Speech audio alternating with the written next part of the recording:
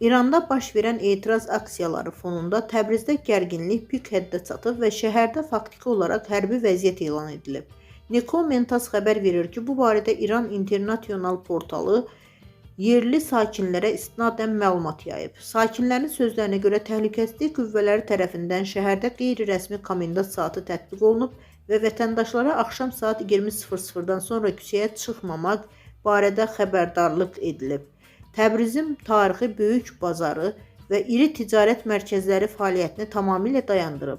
Şəhərdə ciddi ərzaq qıtlığı yaranıb. Bəzi məhəllə mağazaları günün müəyyən saatlarında açıq olsa da, ət, toyuq və düyü kimi məhsulları tapmaq demək olar ki, qeyri-mümkündür.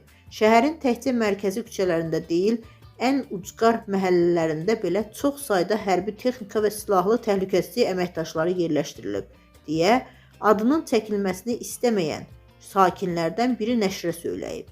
Qeyd edək ki, sözü gedən vəziyyət İranda dekabrın sonundan başlayan və iqtisadi böhranla bağlı alovlanan kütləvi etiraz aksiyaları fonunda baş verir.